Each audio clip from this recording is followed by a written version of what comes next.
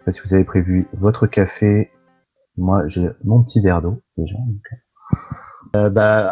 Bonjour à tous et aujourd'hui, premier live sur la chaîne Senpai.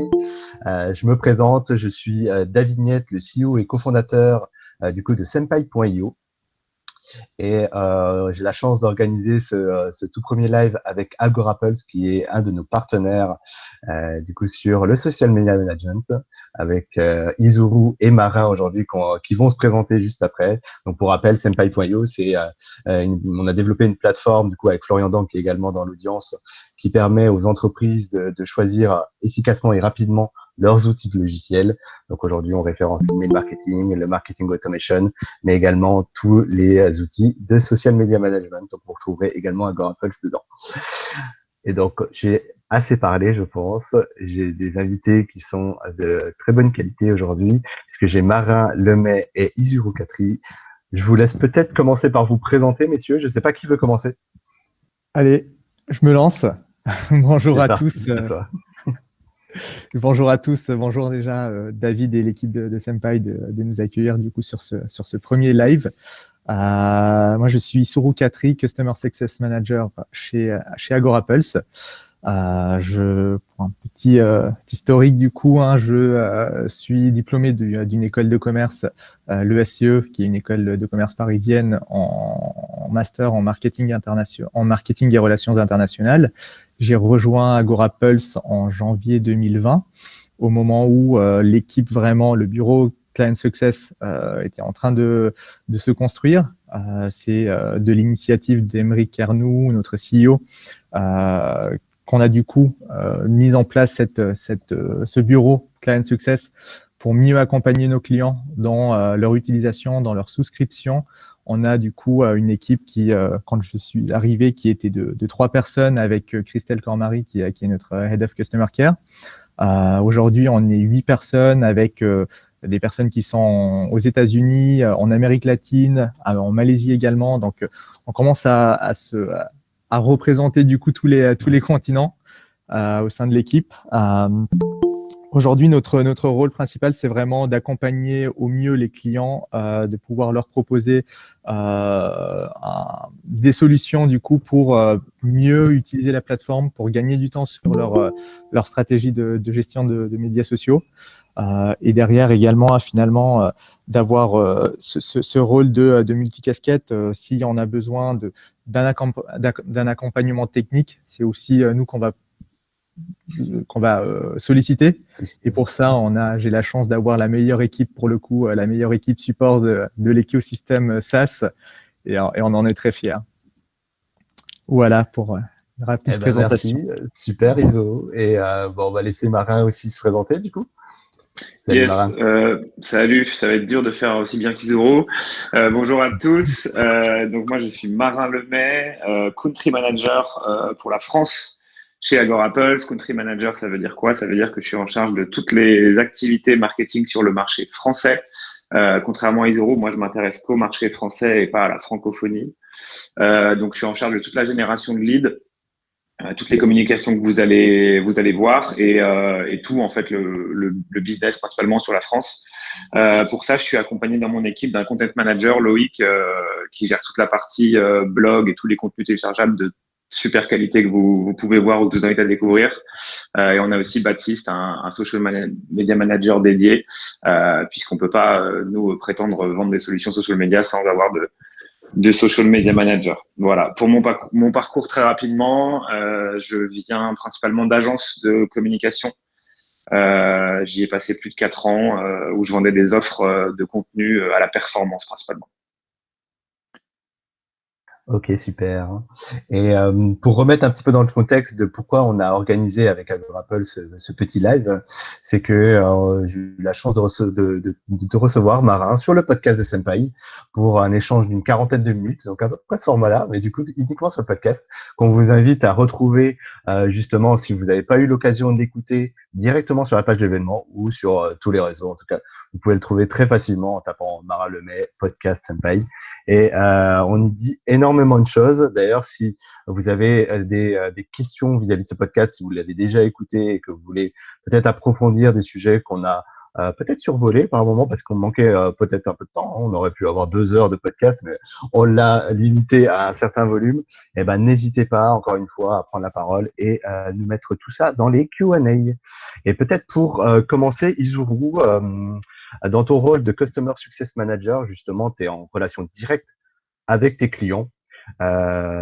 Qui sont déjà les clients avec qui tu discutes, toi, et par rapport à la plateforme, comment ils l'utilisent justement? Alors, en termes de typologie de clients, c'est vrai qu'on a aujourd'hui la chance d'avoir vraiment tout type d'organisation, que ce soit des collectivités, des entreprises type PME, TPE, des grandes sociétés, start-up, agences également. Les interlocuteurs principaux que je vais avoir sont des personnes travaillant dans le domaine de la communication, aussi dans les équipes social media. On va avoir des community managers, des directeurs de la communication, directeurs web, etc. Et l'utilisation est vraiment variée selon du coup les différents types d'entreprises. Aujourd'hui, on va avoir des collectivités qui vont vraiment utiliser AgoraPulse pour la gestion de leurs médias sociaux, qui sont assez novices pour certains dans la gestion de leurs médias sociaux et qui vont donc rassembler l'ensemble des profils sociaux sur la plateforme, que ce soit pour la publication, pour la gestion de leurs commentaires et messages privés, mais aussi pour créer leur reporting et du coup remonter toutes ces informations-là auprès des élus, par exemple. On a des entreprises de type start-up qui vont là avoir des besoins très, très spécifiques, comme par exemple, on a l'exemple de Itch, par exemple, qui va faire de la modération sur les commentaires d'ads, qui vont également utiliser AgoraPulse pour un travail de reporting. On va avoir d'autres entreprises qui sont un peu plus, disons, présentes sur l'écosystème e-commerce, comme Showroom Privé, qui là avait commencé à travailler avec nous sur de la publication de contenu, partage de contenu, et en fait qui a du coup développé l'usage sur la partie conversationnelle, car ils avaient en fait le concours du service client de l'année, qu'ils ont remporté du coup.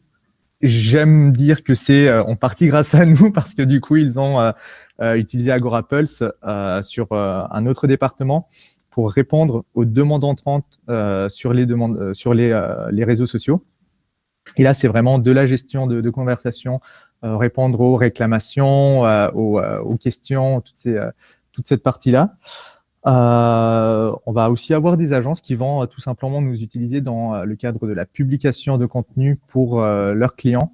Des petites agences comme, alors ça peut être vraiment des indépendants par exemple qui travaillent en freelance, ça peut être aussi des plus grosses agences qui vont là utiliser AgoraPulse pour planifier leurs posts, regrouper l'ensemble des profils sociaux de tous leurs clients. Donc si c'est une agence avec une centaine de clients, vous pouvez imaginer le nombre de profils que ça peut représenter sur les différents réseaux en question.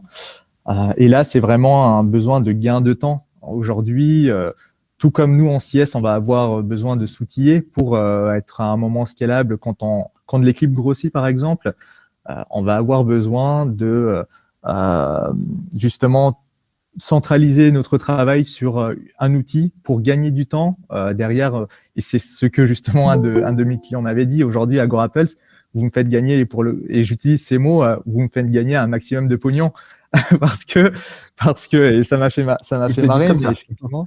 Ah oui, pour le coup, il a été assez transparent. Il est très cash, mais il a raison. C'est clair. Mais du coup, effectivement, oui, le fait d'utiliser on nous paye aussi pour justement les aider à gagner du temps, à faciliter leur travail.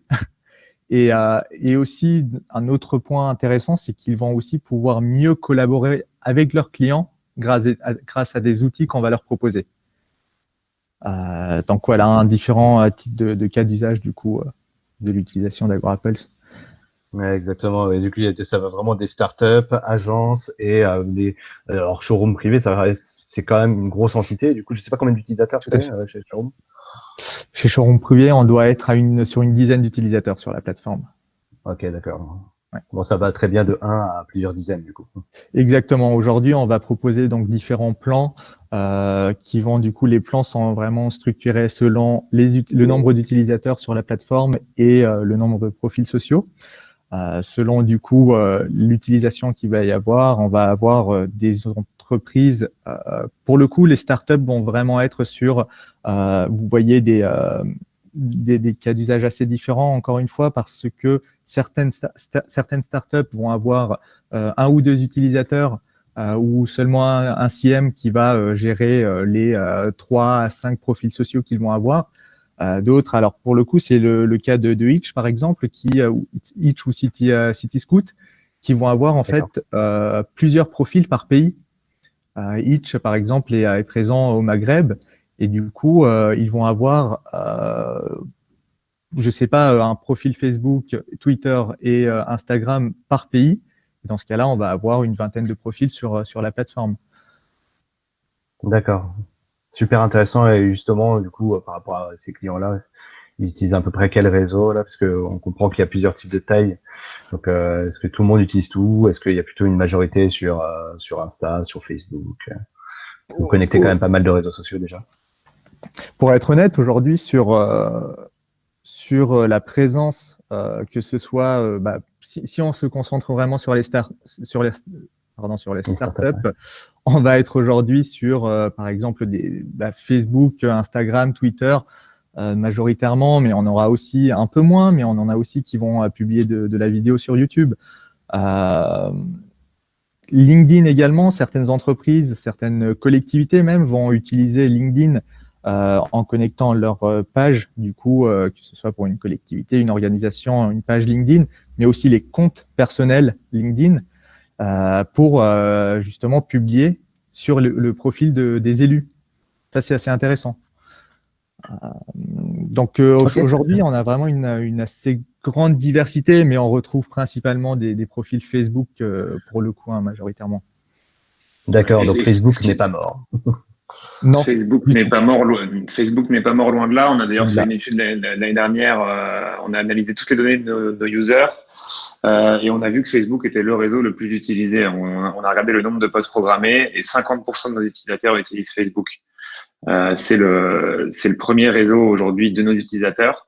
Donc si on enveloppe à peu près tous les usages, on peut dire que c'est le premier réseau encore dans le monde, ce qui est vrai d'ailleurs dans les chiffres d'utilisation. Et derrière, on retrouve Twitter qui est seulement à 23%. Donc Facebook n'est pas mort loin de là et Facebook est encore ultra dominant pour tous les types d'entreprises. C'est pour une raison assez simple, c'est parce que c'est Facebook qui a aujourd'hui encore malgré tout la plus grosse audience. Donc qu'importe votre business, votre audience, ou une partie en tout cas sera forcément sur Facebook. C'est moins vrai pour les autres réseaux. Et justement, est-ce qu'il y a un secteur en particulier? Est-ce que c'est plutôt B2C, B2B?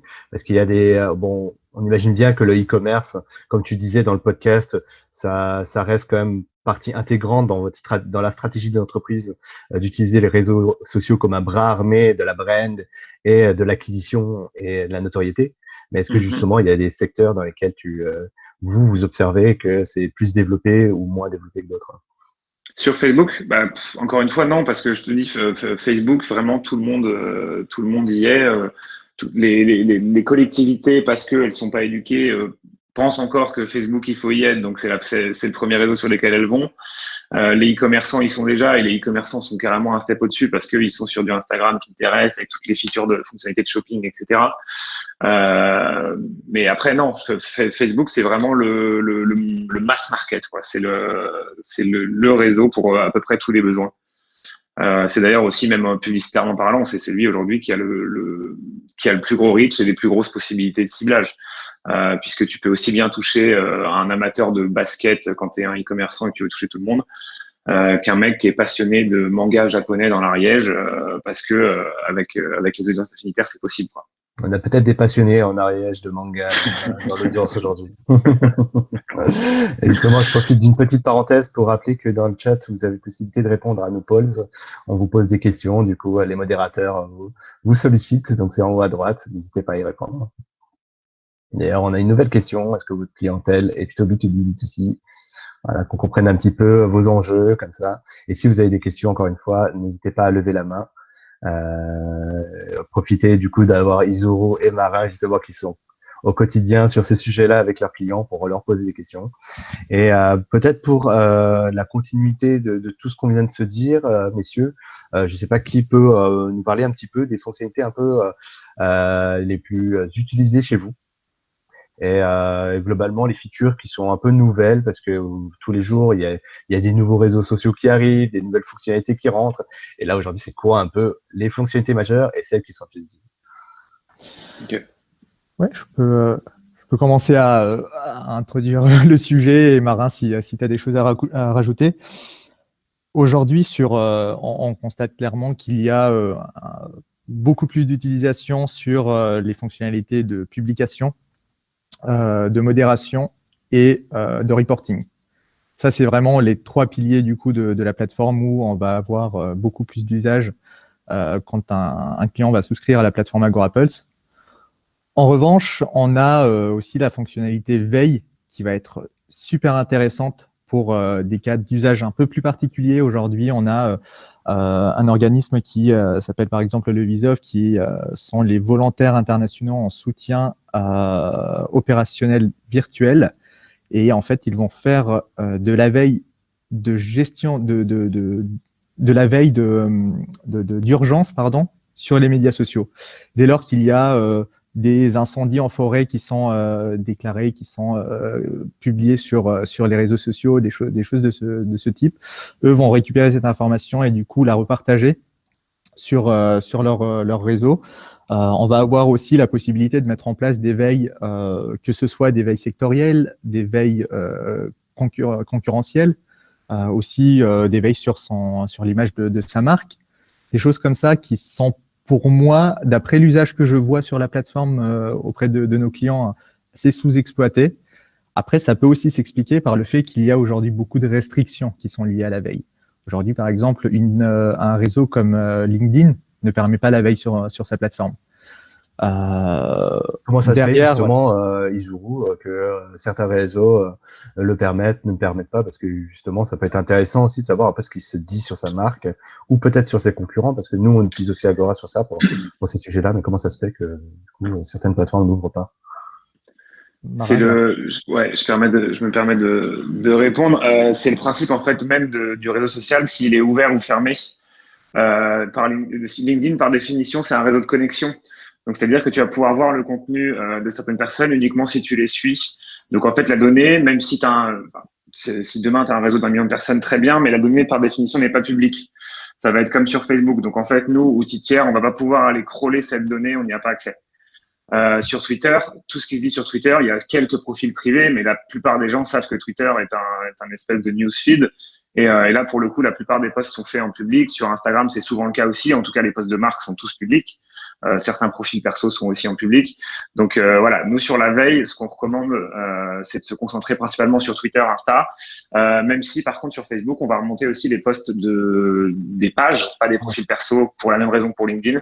Mais par contre, toutes les pages sont en public. Et là, dès qu'on mentionne des mots-clés qui nous intéressent, on va vous les remonter.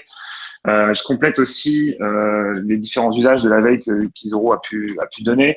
Nous, on aime à dire que c'est sous-coté parce que même pour un usage d'une marque commerciale, en fait, tout le monde pense, quand vous vous lancez sur les réseaux sociaux, à faire de l'organique d'une part et après à aller faire du payant, etc., pour aller augmenter votre reach et votre part de voix.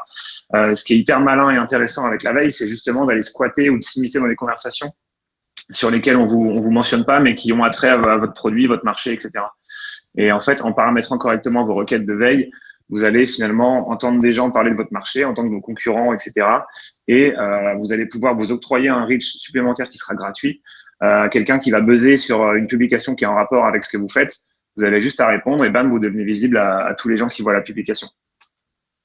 Il y a vraiment des usages comme ça et demain, je suis CM d'une marque commerciale. Bien sûr que c'est quelque chose sur lequel je vais en premier parce que c'est de l'audience et de la part de voix gratuite. Très très clair. Ça permet aussi d'être réactif du coup sur des thématiques. Évidemment. Alors la fonctionnalité première, et ça d'ailleurs on l'inclut directement dans toutes les veilles, C'est-à-dire qu'on va aller, sans vous demander, prendre le nom de votre marque et toutes les mentions de votre marque ou les arrobas de vos comptes, même quand il n'y a pas le arrobas, on va vous les remonter parce que là, voilà, nous, on appelle ça éteindre les incendies. Et si jamais demain, quelqu'un met 10 ans sur votre marque ou il se passe quelque chose, vous l'avez directement. Et après, c'est à vous d'aller paramétrer vos requêtes sur votre marché, etc., pour être sûr de ne rien rater ou en tout cas d'être au courant. Deuxième usage de la veille aussi, c'est quand vous êtes en rade d'inspiration pour des contenus où vous voulez justement rester à la pointe de l'actualité, ça va remonter les différentes actualités et sujets sur lesquels vous pouvez potentiellement prendre la parole. Ok. Et du coup, vous avez dit que c'était disponible sur quel réseau social aujourd'hui? Alors, aujourd'hui, c'est disponible sur Facebook, Twitter et Instagram. Maintenant, c'est pleinement performant sur Twitter et Instagram. Facebook, encore une fois, on va remonter que les publications des pages. Puisque tout le monde pense que, enfin voilà, si demain un outil vous remonte les publications des profils, c'est qu'il n'est pas compliant avec les conditions d'utilisation de Facebook et quelque part, il va aller violer la vie privée des gens parce qu'il va aller voir des choses dont il n'a pas forcément accès. Voilà, donc même sur Facebook à la mano, vous pouvez pas aller voir les publications des gens avec qui vous n'êtes pas amis. C'est de la pure logique, quoi. Tu allais rajouter quelque chose, Isuru? Oui, pardon, YouTube aussi à mentionner dans les profils à veiller. Bien sûr, j'ai tendance à l'oublier, mais sur YouTube, vous pouvez aller faire de la veille de commentaires, etc. Non, bah, très clair. Et justement, en préparant un petit peu le live, on a parlé aussi d'un autre sujet, du coup, qui est pas un réseau social en lui-même, mais Google My Business. Justement, c'est quelque chose qui est au centre à la fois du retail, du e-commerce, des marques en général. Aujourd'hui, il me semble que c'est quelque chose qu'on peut justement gérer aussi chez vous et qui a aussi un intérêt, du coup, pour les marques. Peut-être pour vous dans l'audience, vous avez peut-être déjà une fiche store que vous voulez animer, surveiller aussi parce que du coup les logiques sont aussi similaires. On peut savoir un peu qui dit quoi, répondre, etc. Peut-être vous pouvez en toucher un petit mot aujourd'hui pendant le live. Ouais, complètement. Bah, c'est une feature alors de David qui sera live dans le courant du mois. Et en fait, chez AgoRapple, c'est juste pour vous expliquer comment on bosse. On a un outil, on aime à dire qu'on a un outil collaboratif. Et en fait, à partir du moment où vous êtes client chez nous, vous avez la possibilité de suggérer des fonctionnalités directement dans l'application. Et en fait, Google My Business, pourquoi est-ce qu'on l'a développé? Parce que c'était la top priorité de la plupart de nos clients. C'était en haut de la pile. Et il y avait vraiment un besoin là-dessus. Et donc, dès demain, demain, c'est d'ici à un mois max, vous pourrez intégrer donc tous vos profils Google My Business et aller modérer directement, dans un premier temps, les commentaires que vous recevez sur les pages. Et dans un second temps, à l'horizon cet été, on va pouvoir aussi aller publier, puisque sur Google My Business, vous avez un système de news, d'actualité, où vous allez pouvoir créer du contenu directement sur votre page Google My Business. Et les gens qui sont inscrits à vos alertes recevront ce contenu-là. Et David, comme tu le disais, c'est hyper important. On a énormément de demandes.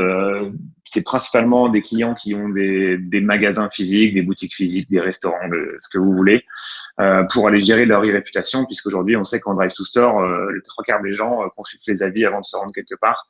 Et il y a beaucoup de gens qui ne s'y intéressent pas par manque de temps, mais aussi par manque de visibilité. Finalement, se connecter tous les jours à Google My Business pour voir s'il n'y a pas un nouvel avis et y répondre, c'est chronophage et contraignant. Demain, nous, on veut être la plateforme unique à laquelle vous vous connectez le matin pour gérer tout votre contenu, mais aussi toute votre e-réputation, etc.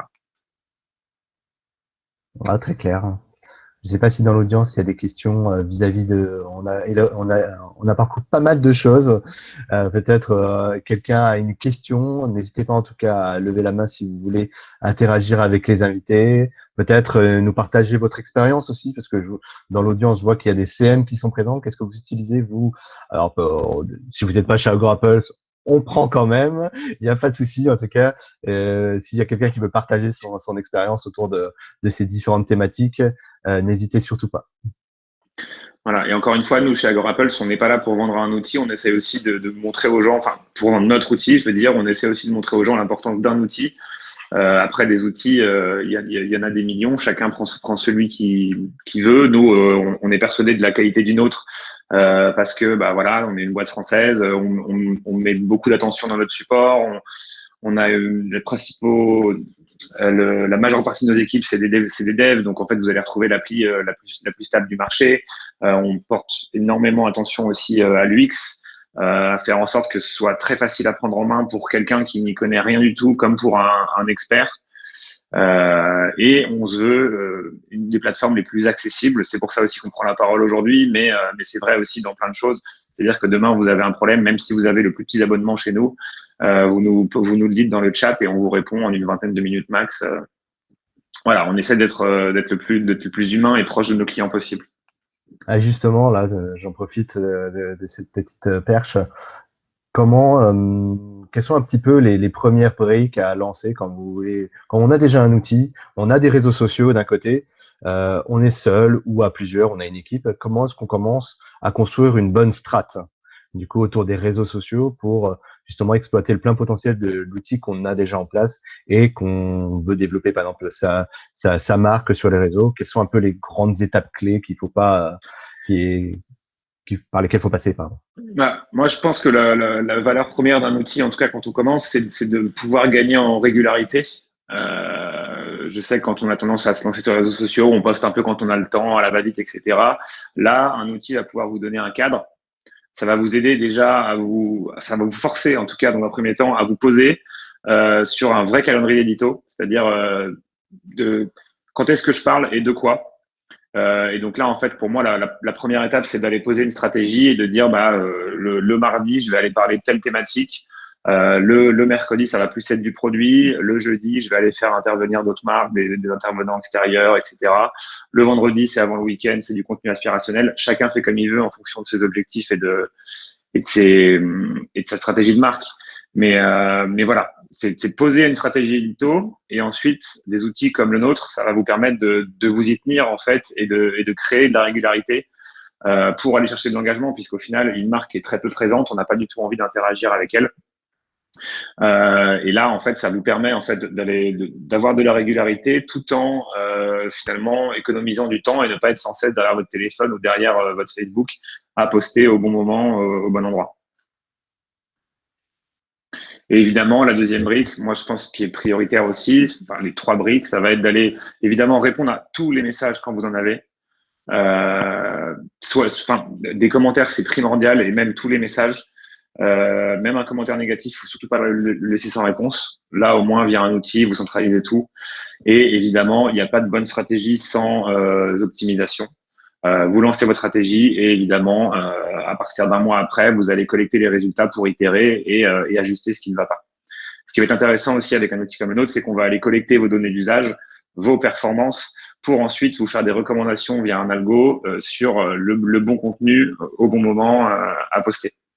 Donc en fait, c'est en faisant qu'on apprend et avec un outil, c'est quand même plus facile et surtout moins chronophage. Non, super intéressant. Je ne sais pas si Zuru, tu veux rajouter quelque chose par rapport à l'onboarding des clients qui sont chez toi. Écoute, non, là, Marin a abordé tous les sujets. Il a dit beaucoup de choses déjà. C'était très clair.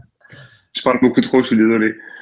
Non, c'est parfait. Je pense que ça intéresse tout le monde et c'est en tout cas assez applicable. Nous, on l'utilise déjà cette stratégie chez Senpai et c'est vrai que quand on n'a pas forcément de calendrier, on n'est pas forcément formé à toutes ces choses-là, c'est bien d'avoir un cadre et de surtout savoir qu'est-ce qui marche pas.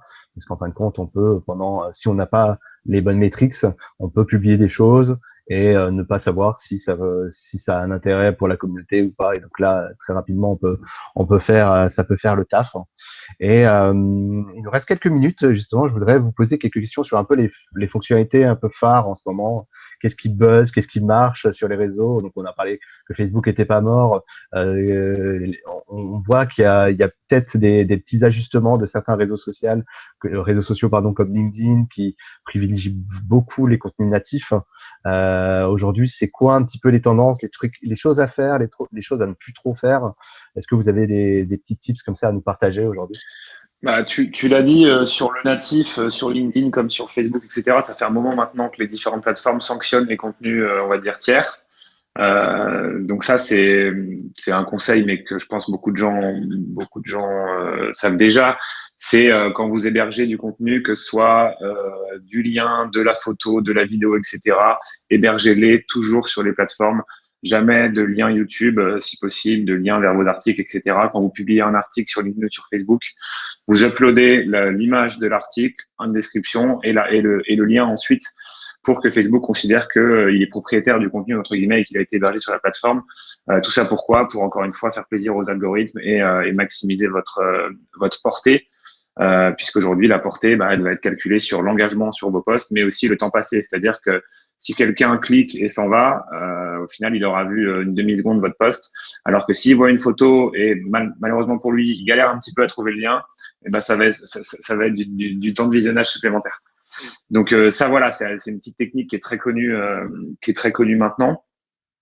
Deuxième tendance, après c'est en termes d'usage, on voit émerger énormément pour les commerçants le social shopping.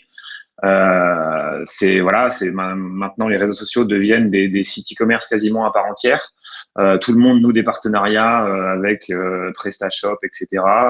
Je pense à Facebook, Instagram notamment, TikTok vient de le faire. Vous allez maintenant pouvoir, demain, et vous pouvez déjà faire vos achats directement sans quitter les réseaux sociaux. Qu'est-ce qu'on peut dire d'autre? Tu as évoqué tout à l'heure tout ce qui était publicitaire aussi. J'en ai pas profité pour te poser la question, mais justement, aujourd'hui, on peut gérer tout ça dans un seul outil, tout se fait au même endroit. Alors, nous, sur les fonctionnalités publicitaires, ce qu'on va intégrer aujourd'hui, c'est quelque chose qui répond encore une fois à un besoin utilisateur. Vous n'allez pas pouvoir faire programmer vos campagnes depuis AgoraPulse. Demain, on songe quand même à intégrer le boost de post, qui est finalement le prolongement de l'organique. Vous postez un post, il est sur AgoraPulse, vous pouvez directement le booster ou non. Ça, par contre, les fonctionnalités publicitaires qu'intègre un business manager, on n'a pas prévu de les intégrer demain. On laisse à Facebook ce qui est à Facebook. Mais on trouve que typiquement, le boost de post, c'est le prolongement de l'organique et ça fait du sens. Donc, la fonctionnalité publicitaire qui est hyper demandée et qui est du coup hyper publicitée par nos utilisateurs, hyper utilisée, c'est on va remonter en fait, quand je vous disais dans la boîte de réception, vous aurez toutes vos interactions, vous les avez vraiment toutes, à savoir les commentaires sur vos publicités également. Aujourd'hui, je ne sais pas si dans l'audience, il y en a qui font de la publicité sur Facebook, sur la régie Facebook, donc Facebook, Instagram. Mais dans Business Manager, c'est très, très compliqué d'aller… vous n'avez pas d'alerte déjà et d'aller retrouver les commentaires sur telle publication. Il suffit que vous ayez 8 variantes de publicité pour aller retrouver le bon commentaire sur la bonne variante. C'est très, très compliqué. Et en fait, il y a beaucoup d'annonceurs qui se retrouvent à continuer à payer, à mettre de l'argent pour promouvoir des posts ou des produits, etc., avec des commentaires absolument odieux en dessous. Et nous, ce qu'on va vous permettre, en fait, c'est d'aller remonter ces commentaires-là et de les traiter potentiellement le plus rapidement possible. La solution, comme je le disais tout à l'heure, c'est pas forcément de le masquer, même si vous pouvez le faire sur AgoraPulse, mais ça va être au moins d'y répondre pour voilà. C'est juste, vous avez un droit de réponse, répondez-y. Et après, évidemment, sur AgoraPulse, vous allez pouvoir masquer directement les publications. Et on va aussi avoir une fonction qui est très intéressante, c'est des règles de modération automatiques. Vous allez créer des groupes de mots-clés et quand ces mots-clés figureront dans un commentaire, vous pourrez choisir de soit masquer automatiquement le post avant de le modérer, soit de générer une réponse automatique à ce post. Et dernière fonctionnalité publicitaire, évidemment, c'est dans nos rapports. Aujourd'hui, on sait très bien qu'il y a pas mal de marques qui ne font pas que de l'organique. Dans nos rapports, on va aller agréger la fameuse portée et vous aurez la combinaison sur les posts en question ou sur votre période globale de votre portée organique, donc ce que vous n'avez pas sponsorisé, et de votre portée payée. Ok, super intéressant. Merci Marin pour ce retour. On parle souvent des nouveaux réseaux un petit peu. Je ne sais pas si vos clients vous posent la question de est-ce que vous allez intégrer TikTok, est-ce que vous allez intégrer Clubhouse, quelles sont un peu vos positions quand on vous pose ces questions, parce que tout le monde en parle aujourd'hui. Alors, il y a beaucoup de gens qui nous demandent, TikTok, c'est vraiment le premier, parce que c'était le réseau du confinement et des choses comme ça. Et les gens et les marketeurs se jettent littéralement dessus. Moi, la réponse que je leur donne, et même s'il y a des clients qui le demandent, la réponse qu'on donne pour le moment, c'est qu'il n'y a pas véritablement de cas d'usage à avoir un outil aujourd'hui pour gérer TikTok. Je pense que demain, il y aura sûrement des outils dédiés à TikTok où là, vous pourrez aller faire de l'édition de vos vidéos, ajouter tous les feeds que vous voulez, etc. Mais aujourd'hui, nous, dans les fonctionnalités qu'on propose, à savoir la publication, la modération, les reporting, il n'y a pas un énorme intérêt à intégrer TikTok puisque TikTok, c'est basé énormément sur la portée, c'est le reach, c'est la viralité. Il y a très peu d'engagement aujourd'hui sur TikTok. Il y a de l'engagement entre les utilisateurs. mais très peu d'engagement entre les marques et leurs utilisateurs finalement. TikTok, c'est un espèce de bazooka pour faire de l'image, mais pour l'engagement, c'est pas encore le meilleur réseau. Donc demain, s'ils développent des fonctions d'engagement, là oui, on y réfléchira. On y réfléchit déjà, hein, pour ne rien vous cacher, c'est dans les tuyaux et on est en train d'auditer le réseau. Mais voilà, demain, intégrer TikTok juste pour avoir les reportings de perf, nos clients seront déçus si vous voulez, puisque on fonctionne par nombre de profils dans votre abonnement. Demain, vous devez allouer votre profil TikTok juste pour avoir les reporting. Vous allez entre guillemets, vous cramer un siège que vous aurez pu allouer à un compte Facebook ou Instagram où là, vous aurez accès à toutes les fonctionnalités juste pour avoir le reporting. On a une question de Rémi dans le chat qui se demande si c'est plutôt visage B2B ou B2C de TikTok. TikTok, pour le moment, c'est clairement B2C. Hein. C'est vraiment clairement B2C. C'est un média, je dirais, de masse. L'audience a carrément mûri, ça je pense que tout le monde le sait. C'est plus du tout un réseau seulement d'adolescents et jeunes. Plus. Voilà. Et là, les 25-35 y sont clairement, mais ça reste clairement B2C. Ouais. Et pour envoyer sur Clubhouse, David, exactement de la même manière. Clubhouse aujourd'hui, c'est un réseau de l'instantané sur téléphone. Il faut que ça reste comme ça parce que c'est l'essence du réseau. Demain, un outil, mais pour gérer quoi? Enfin, c'est. Très clair, voilà. Très clair sur cette position. En tout cas, c'est intéressant de voir aussi que c'est quand même beaucoup de publicité et qu'on peut pas tout faire. Ouais. Alors, nous, on a toujours une position. Voilà, c'est les clients nous le demandent parce qu'ils en ont entendu parler et que c'est vrai que quand tu te balades, sur Internet, tout le monde te parle de TikTok et Clubhouse, mais les gens réfléchissent pas beaucoup plus loin en disant, demain j'ai mon compte Clubhouse ou TikTok sur Agorapulse, qu'est-ce que j'en fais, quoi. Très intéressant. On va peut-être laisser un petit peu la parole à ceux qui auraient peut-être des questions. On a encore 5 minutes avec vous. Diane qui nous pose la question, comment mettre en place une bonne stratégie? J'ai envie de demander peut-être sur quel réseau social?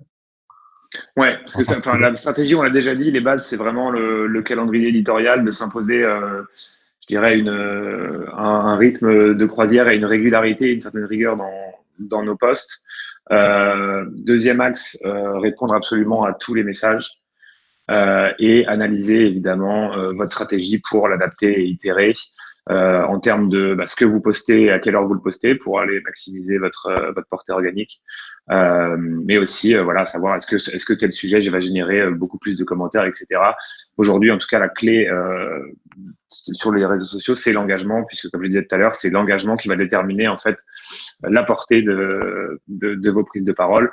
Plus vous allez générer de partages, de commentaires, etc., plus des gens qui ne sont pas dans votre base d'abonnés verront vos posts. D'accord. Diane précise plutôt LinkedIn. Du coup, elle lance un projet et alors, j'imagine mettre les premières pierres en B2B. Moi, des bureaux d'études, étant donné chez les accompagnants pour la création et la stratégie à adopter. Ok, donc on est sur du B2B. Alors sur LinkedIn, moi, d'un point de vue personnel, je pense que sur les profils perso, la régularité, pareil, c'est la clé. On sait qu'il faut poster souvent sur LinkedIn pour remonter. Encore une fois, on peut tricher un peu avec l'algorithme pour aller créer de l'engagement qui soit artificiel ou non. Mais toujours héberger, Diane, vos contenus en natif sur la plateforme. Et après, pour les pages sur LinkedIn, c'est plus compliqué. Mais nous, à notre échelle, avec notre page Agorapulse France, on constate des super résultats en engagement. On a une petite communauté, on doit avoir 800 followers. Mais en fait, j'ai l'impression que LinkedIn, avant, était vraiment orienté job board, etc. Et en fait, les gens, ils vont de plus en plus pour lire du contenu.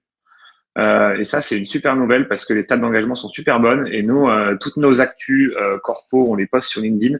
Mais on va également, chose nouvelle, aller relayer nos articles de blog, etc.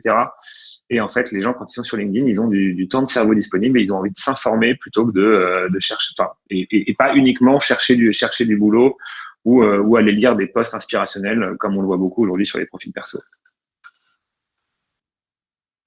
J'espère que ça répond à la question de Diane. En tout cas, merci de l'avoir posée. Rémi, est-ce que bombarder des publications sur les réseaux sociaux est viable comme stratégie, j'imagine, à long terme? Clairement pas. Clairement pas. Il faut laisser aux gens le temps de voir vos publications. Sinon, ça ne sert à rien de les empiler, elles n'auront aucun engagement et là, vous allez vous faire sanctionner par toutes les plateformes. C'est exactement, si vous voulez, le profil que vous pouvez avoir quand vous utilisez une boîte email pour faire du mass emailing. Tous les clients, donc Gmail, Hotmail, etc., vont vous identifier comme spammer et finalement, votre portée va être néante. Non, c'est en fait, ça va être d'avoir un comportement le plus naturel possible. C'est à vous, je vous disais, de vous fixer un rythme. Commencez peut-être pas par publier un post tous les jours, c'est pas forcément nécessaire, mais tenez-vous à 3-4 posts par semaine. Vous voyez comment ça réagit et vous ajustez en fonction. Mais aller spammer les gens, c'est pas une solution. Surtout qu'en plus au début vous n'aurez pas d'audience, donc en fait vous allez vous spammer vous-même et personne ne verra ce que vous faites. Très clair, donc y aller progressivement. Donc. Voilà. Super. Bah écoutez, messieurs, je pense que on va pouvoir clôturer. Et avant que les personnes partent, peut-être on va vous laisser un petit questionnaire du coup de satisfaction pour voir un petit peu comment est-ce que vous avez vécu ce live. Comme c'est la toute première fois, donc on vous remercie d'avoir été présent. J'espère que ça a intéressé le maximum d'entre vous et qu'on a pu vous être utile d'une certaine façon. Et bien entendu, merci à Marin Izuru d'avoir pris sur votre pause déjeuner pour nous parler un peu de votre métier. C'est passionnant. Il y a tellement de choses à faire. Ça évolue tout le temps. Et en tout cas, merci. On réitérera si l'audience est OK sur des sujets encore plus précis. Et en tout cas, on espère vous revoir bientôt tous. Avec plaisir. Merci à tous. Je vous mets juste le lien du doc si vous voulez voir un peu les stats d'usage. On en parlait tout à l'heure. C'est un PDF qu'on a édité avec les stats de nos clients. Si vous voulez voir un petit peu qu'est-ce qui marche sur les réseaux, qu'est-ce qui a marché en tout cas sur l'année 2020. Et on reste dispo avec Izuru pour toutes vos questions. Vous avez donc nos profils LinkedIn sur l'événement, n'hésitez pas. Voilà. Absolument, on remettra tous ces documents également dans l'événement. Merci à tous et à très bientôt en tout cas. Merci à tous. Merci, à bientôt. Bonne journée et très bon week-end en avance. Bon week-end. Salut.